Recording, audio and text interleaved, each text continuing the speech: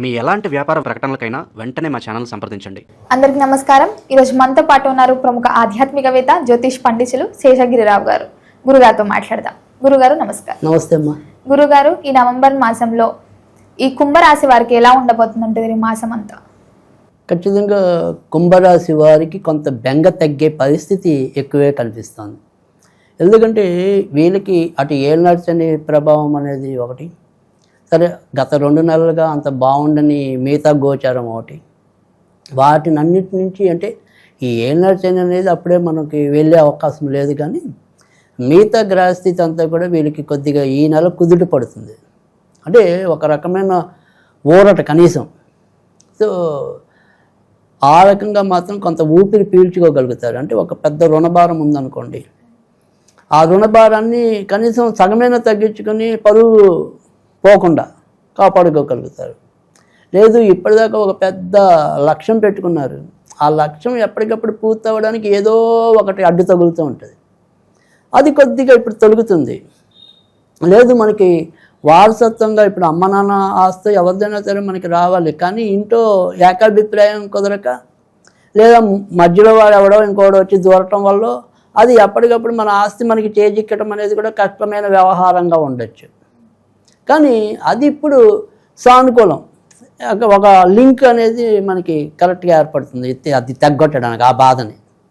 So అందుకని కొన్ని మంచి విషయాలు ఈ నెలలో వీళ్ళకి కుంభరాశి వాళ్ళకి ఎదురవుతాయి. ఎందుకంటే చాలా ఇబ్బందులు పడుతున్నారు. గత ఇటు వృత్తి ఉద్యోగాల్లో అయితేనేమి, ఇలా వీళ్ళకి రావాల్సిన సకాలంలో రాలేకపోవటం వల్ల అయితేనేమి. సో మనం అందరికీ ఒక టార్గెట్ ఇస్తాం, బట్ ఆ టార్గెట్ పూర్తవుతుంది. ఆ టార్గెట్ పూర్తయితే మన ఇంటి ముందు మనకి అంటే మన చుట్టూ తిరుగుతున్న అప్పుల వాళ్ళు అవ్వచ్చు, ఇంకోళ్ళు అవ్వచ్చు. సో వాళ్ళందరికీ ఏదో విధంగా మనం జవాబు సరిగ్గా చెప్పలేకపోతున్నాం, కానీ దాని నుంచి ఇప్పుడు కొంత అంచెలంచెలుగా బయటకు రావడానికి ఒక మార్గం సుగమం అవుతుంది. సో అందుకని ఇది మంచి నెల ఈ నెల వీళ్ళకి కూడా, కుంభరాశి వాళ్ళకి కూడా. విద్యార్థులకు ఎలా ఉండబోతుంది అంటారు గురుజీ? సో విద్యార్థులకి కూడా ప్రస్తుతం వీళ్ళ యొక్క అదృష్టకారకుడు, ఉన్నత చదువుల కారకుడు కూడా భాగ్యస్థానంలో సచేతనంలో చక్కగా బాగున్నాడు. సో ఖచ్చితంగా విజయం పొందటం అనేది అయితే ఉంటుంది. తర్వాత ఇంజనీరింగ్ రంగంలో ఉన్న వాళ్ళకి మరింత మంచి ఫలితాలు రావటం అనేది అయితే ఉంటుంది. తర్వాత నేత్రానికి సంబంధించిన వైద్య విద్యార్థులకి కూడా మంచి ఫలితాలు ఉంటాయి. తర్వాత ఆడవాళ్ళు మనకి ఈ ఏమంటాం గైనకాలజిస్టులు, అలాంటి వాళ్ళకి కూడా మంచి ఫలితాలు ఉండటం అనేది ఉంటుంది. అంటే అటు వైద్యాల్లో ఆ రకంగా ఉన్న వాళ్ళకి మంచి ఫలితాలు ఉన్నాయి.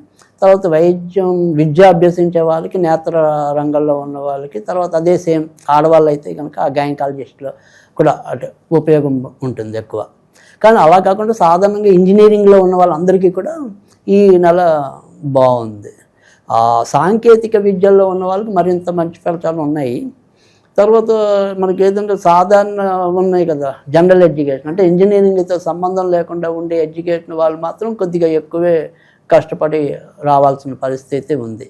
సో వేరే వాళ్ళకైతే బాగుంది. ఉద్యోగ పరంగా ఎలా ఉందంటారు ఈ రాశి వారికి? ఉద్యోగాధిపతి కూడా ఉద్యోగ స్థానంలో సచేతనంలో ప్రస్తుతం సంచరించడం అనేది అయితే ఉంది. కనుక ఇటు ఉద్యోగ రంగంలో ఉన్న వాళ్ళకి ఇప్పటిదాకా ఎదుర్కొంటున్న ఏదైనా సరే ఒత్తిడి నుంచి కొంత బయటకు రావటం అనేది, తర్వాత గత కొద్ది నెలలుగా ఎవరైనా సరే నిరుద్యోగ సమస్యతో బాధపడుతున్న వాళ్ళు ఎవరైనా ఉంటే కనుక వాళ్ళు కూడా కొద్దిగా అంతిమంగా మంచి పొందడానికైతే ఉంది. అయితే ఇక్కడ మనకి ఏంటంటే ఇటు విద్యార్థులైనా సరే, ఉద్యోగులైనా సరే, ఇతరత్ర ఈ కుంభరాశిలో పుట్టిన ఎవరైనా సరే ఈ నెలలో కొంతవరకు జాగ్రత్త ఏంటంటే నవంబర్ ఇంచుమించు 16వ తారీఖు తర్వాత నుంచి ఇటు ఏళ్ళనాటి శని కూడా ఉంటుంది కాబట్టి కొద్దిగా అనారోగ్య సమస్యలు వస్తూ ఉంటాయి. సో వీళ్ళు కూడా వాహనాలు అవి నడిపేప్పుడు కొంతవరకు జాగ్రత్త తీసుకోవటం అనేది ఒకటి. తర్వాత రక్తాలకి అంటే రక్తం దోషంతో వచ్చేవి, అంటే అది బీపీ అవ్వచ్చు, లేదా ఉన్నటువంటి హిమోగ్లోబిన్ తగ్గిపోతూ ఉంటాం, లేదా రక్తంలో ఏమైనా ఇన్ఫెక్షన్స్ ఉంటాం, ఇలా ఈ రక్త సంబంధించిన వాటిలో ఒకటి. తర్వాత వెన్నుపూసకి సంబంధించిన వాటిలో ఒకటి. ఇలాంటి అనారోగ్యాలు మధ్య మధ్యలో వీళ్ళకి రావడానికి ఉంది. కానీ ఇటు కొత్తగా ఉద్యోగం రావాలి అనుకునే వాళ్ళకి మంచిదే, ఉద్యోగంలో ఉన్న వాళ్ళకి మంచిదే, ఒత్తిడులు తగ్గుతాయి. సో కానీ కామన్గా అందరూ జాగ్రత్త పడాల్సింది ఏంటంటే ఇలాంటి అసౌకర్యాలు మధ్య మధ్యలో ఉన్నాయి అనారోగ్య రీత్యా, అవి ఒక్కటి కొద్దిగా మనం కంట్రోల్ చేసుకోవటం. అంటే ఏదైనా సరే చిన్న చిన్న తేడాలు వస్తే ముందుగానే కొద్దిగా సరి చేసుకోవటం, ఆ రకంగా ఉంటే చాలు బాగుంటుంది. ఈ వివాహం జరగని వారికి వివాహ యోగం ఉందంటారా ఈ మాసంలో? అంటే ఇక్కడ వివాహం జరిగిన వాళ్ళకైతే కనుక ఖచ్చితంగా నవంబర్ 17వ తారీఖు తర్వాత నుంచి రవి స్థాన మార్పు అనేది ఉంటుంది. ప్రస్తుతం వీళ్ళ యొక్క వివాహకారకుడు నీచ స్థానంలో సంచరించడం అనేది వ్యతిరేకం. పైగా రాజ్యస్థానాలు అంటే 10వ ఇంట్లో ఎప్పుడు కూడా రవి అత్యంత బలవంతుడు. అలాంటి బలమైన స్థితి నవంబర్ 17 నుంచి ఏర్పడుతుంది. సో ఖచ్చితంగా మంచి మార్పులు అనేది నవంబర్ 17 తర్వాత వస్తే భార్య అంటే వీళ్ళకి ఒకవేళ జీవిత భాగస్వామి ఉద్యోగం చేసేది కావాలి, లేదు నాకు ఉద్యోగం వ్యాపారం వద్దు ఉద్యోగం చేసే వ్యక్తి కావాలి అనుకుని ఎవరైతే ఉంటారో అంటే ఆ ఉద్యోగ వాంఛ అనేది వివాహంలో ఒక పాయింట్ అనుకోండి, అలాంటి వాళ్ళే ఈ నెలలో ఎక్కువ వస్తారు. సో అందుకని అలాంటివి కూడా ఎక్కువ నెరవేరబడే అవకాశాలు ఈ నెలలో ఎక్కువ ఉన్నాయి. సో ఖచ్చితంగా కళ్యాణ యోగం అయితే ఈ నెలలో ఎక్కువ ఉందని చెప్పచ్చు. అది కూడా నవంబర్ 17 దాటిన తర్వాత. సో అక్కడి నుంచి మంచి మాసం. కుటుంబ పరంగా ఎలా ఉంటుందంటారు? సో కుటుంబ పరంగా ఉండే చిక్కులైనా సరే మనం ఇండైరెక్ట్గా చెప్పాలంటే నవంబర్ 17 తర్వాతే ఎక్కువ మంచి రావటం అనేది ఉంటుంది. అందులో ముఖ్యంగా వీళ్ళకి కూడా ఇటు సింహరాశి వాళ్ళకి లాగానే ఈ కుంభరాశి వాళ్ళకి కూడా వివాహ స్థానంలో ప్రస్తుతం రవి రాహు కేతువుల సంచారం అనేది ఉంది.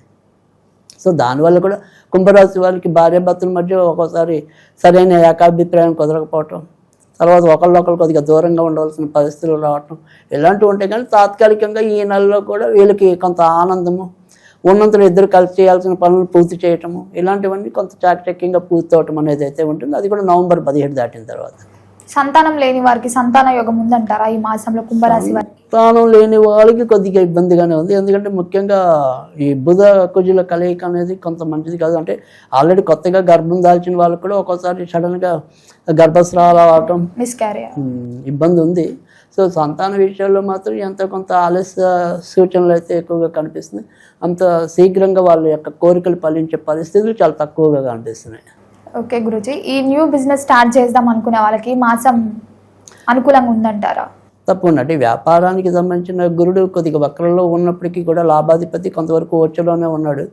సో వీరికి ఏదైనప్పటికీ కూడా ఇదే రోజు లాభం రావాలంటే రాదు. కానీ బట్ 1-2 రోజులు కొద్దిగా ఓర్పు పడితే మాత్రం ఖచ్చితంగా లాభాలు రావటం అనేది ఉంటుంది. సో అందుకని ఇక్కడ ఏంటంటే ఏదైనప్పటికీ కూడా కొద్దిగా దీర్ఘకాలిక పెట్టుబడులు పెట్టడానికి కూడా ఇది మంచి టైమే.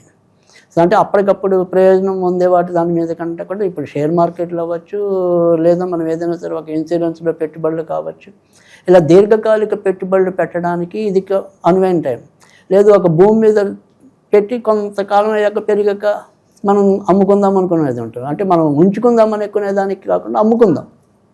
సో అలాంటి దానికి కూడా ఇది మంచి టైంగానే చెప్పాల్సి ఉంటుంది.